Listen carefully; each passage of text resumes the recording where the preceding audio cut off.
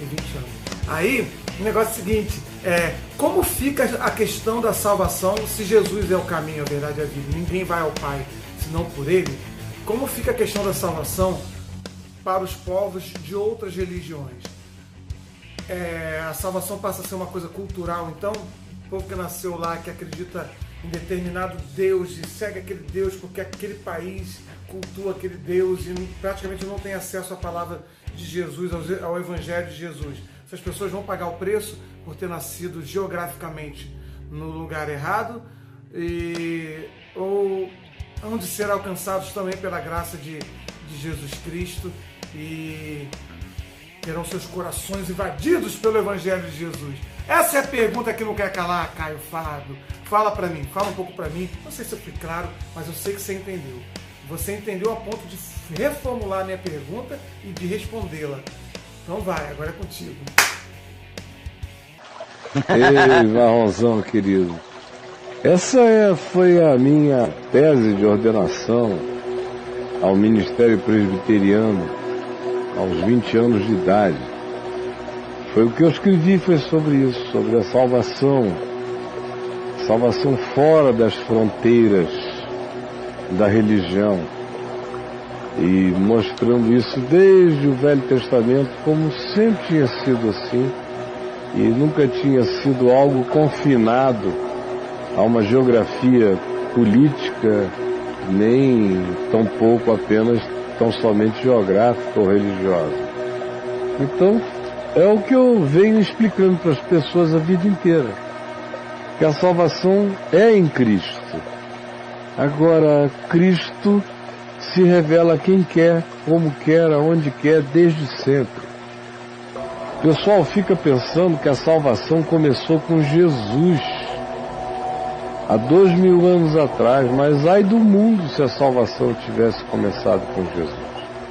Jesus é o Cristo, mas Cristo existe antes de Jesus, porque Jesus é Deus, porque Ele é o Cristo, e Cristo, que se revelou em Jesus, é o Deus eterno, que se fez homem.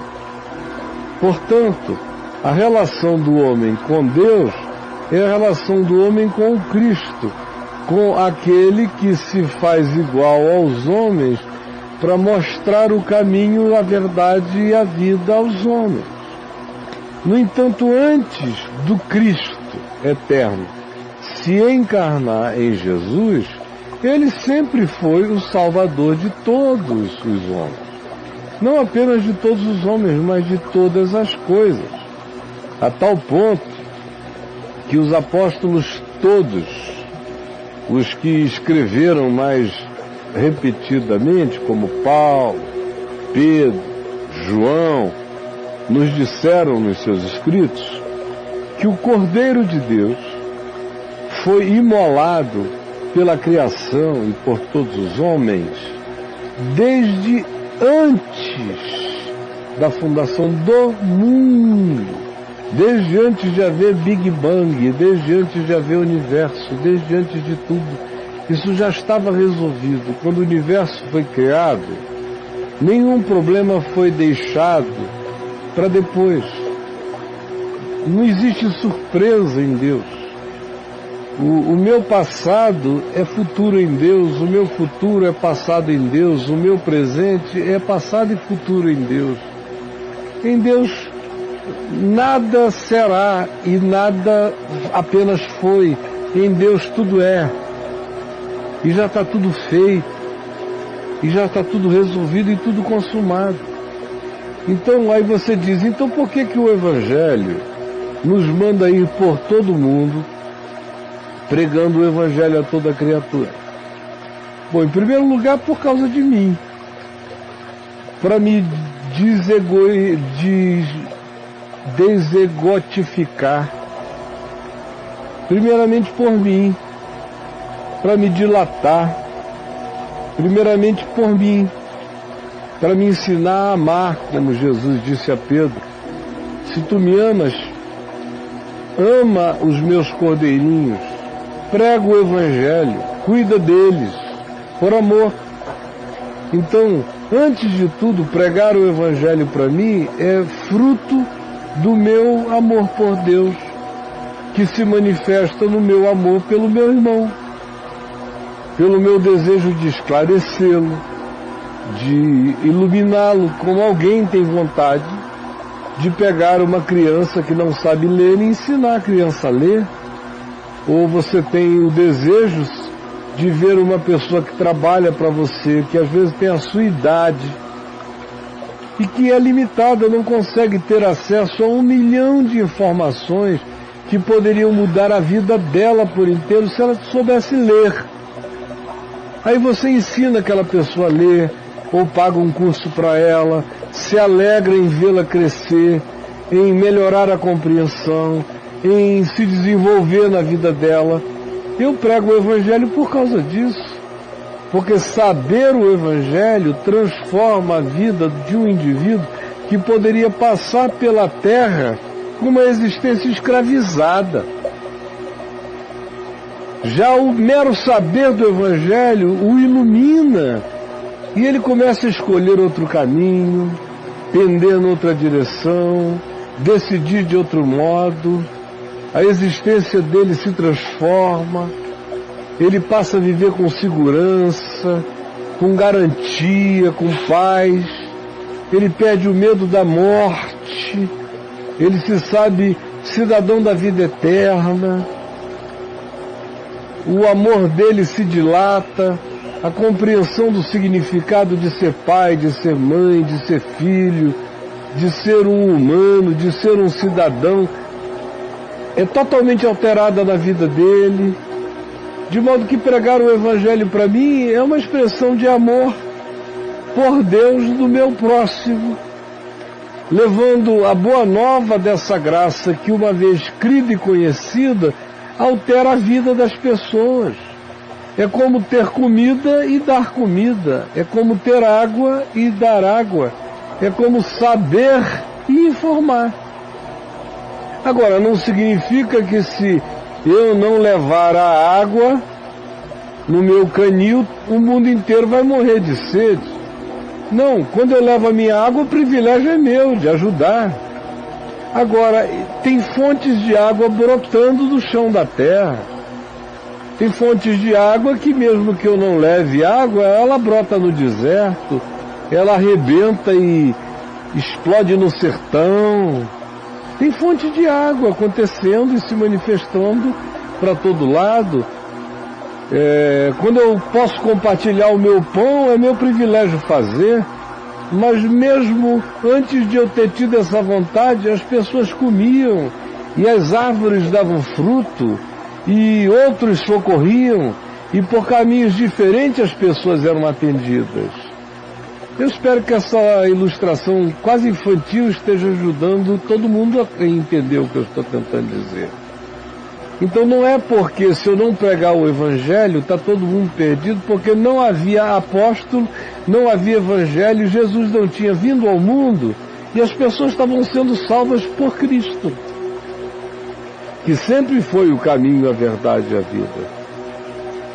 A marca histórica de Jesus na história linear do planeta não inicia o trabalho de redenção divina em relação aos homens.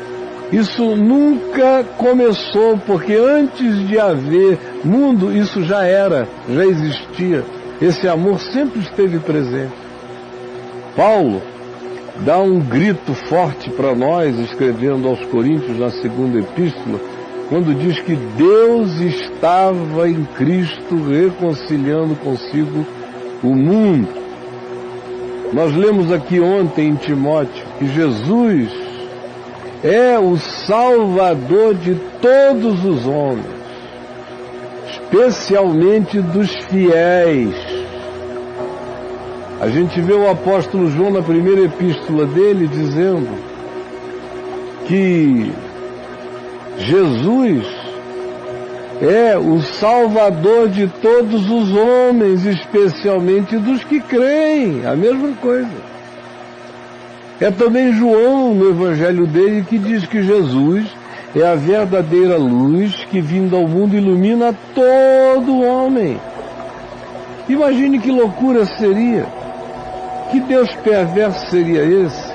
Que boa nova mais miserável e desgraçada seria essa? Que salvação mais inominavelmente perversa seria essa? Que para que um indivíduo que nasceu do outro lado do mar, num outro continente, numa outra cultura, num outro ambiente, só viesse a poder ser salvo se algum indivíduo da cultura judaico-cristã se dispusesse a ir até o outro lado, aprender uma língua para falar para esse indivíduo que Jesus é o Senhor e Salvador, do contrário ele vai cair direto do inferno.